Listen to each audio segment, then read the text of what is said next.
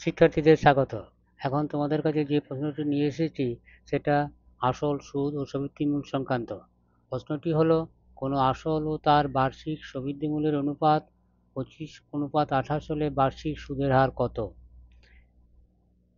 এখানে যেগুলো দেওয়া আছে সেগুলি আমরা লিখি। কি কি দেওয়া আছে? দেওয়া আছে আসল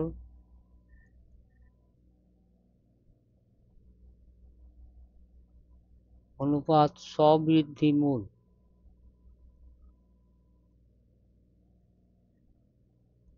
সমান 25:28। এখান থেকে আমরা বলতে পারি না আসল 25 টাকা এবং সবৃদ্ধিমূল 28 টাকা, কারণ এটি বলা আছে অনুপাত। কিন্তু এটা বলতে পারি আসল 25 টাকা হলে সবৃদ্ধিমূল 28 টাকা। আসল যেমনভাবে বাড়বে সবৃদ্ধিমূলও সেইভাবে বাড়বে। অতএব অঙ্কটি করার জন্যে আমরা ধরে নিই, মনে করি আসল সমান 25 টাকা, সবৃদ্ধিমূল সমান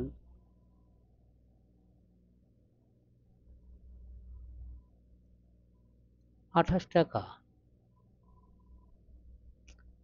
এখান থেকে সুদ আমরা বার করতে পারি, যেহেতু সুদ সমান জানি সবৃদ্ধিমূল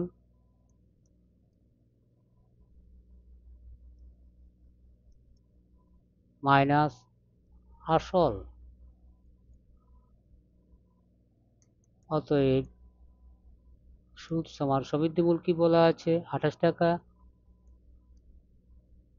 আসল 25 টাকা, ব্র্যাকেট দিয়ে টাকা লিখলাম, বা সুদ সমান 3 টাকা।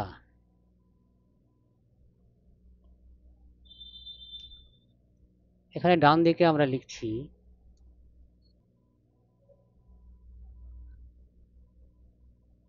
আসল, সবৃদ্ধিমূল, সুদ এবং সুদের হার সংক্রান্ত মূল সূত্রটি I সমান P T R by 100।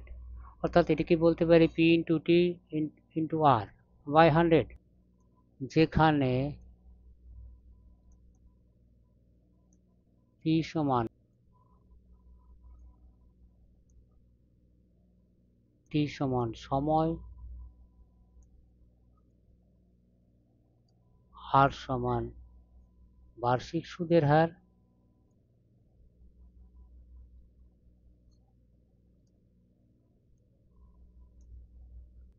I সমান সুদ।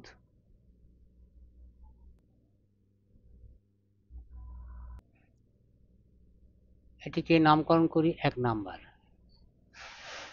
1 নং সমীকরণ থেকে অতি সহজে আমরা R সমান লিখতে পারি, I কে 100 দিয়ে গুণ করছি, I গুণিত 100, এবং এদিকে PT যে আছে R এর সাথে ভাগ করছি, P গুণিত T। তাহলে R সমান এখানে নির্ণয় করার জন্য আমরা লিখতে পারি এখন সূত্রানুসারে। অতএব সূত্রানুসারে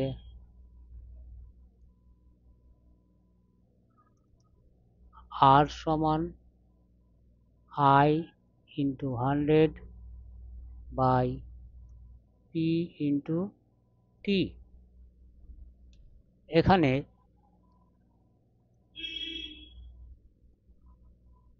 I সমান কত পেয়েছি? 3 টাকা।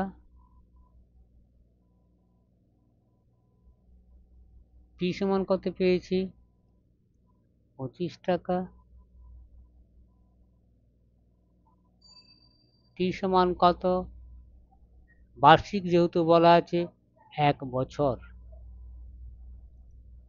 অতএব এই সমীকরণের নাম দিই A।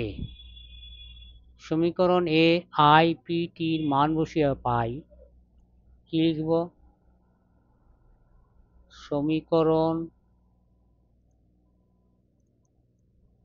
A তে I P T মান বসিয়ে পাই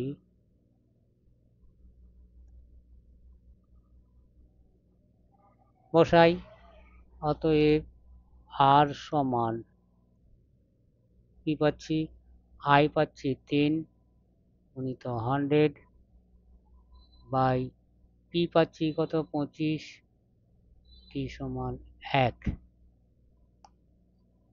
বা আর সমান 25 100, দুটি সংখ্যায় 25 দিয়ে বিভাজ্য, অতএব 25 কে 25, 4 25 অংশ 3 গুণিত 4 করে পাই 12। আমাদের উত্তর কি চাইছে, বার্ষিক সুদের হার, অতএব আর কেই ধরেছি বার্ষিক সুদের হার, অতএব নির্ণেয় বার্ষিক সুদের হার 12%।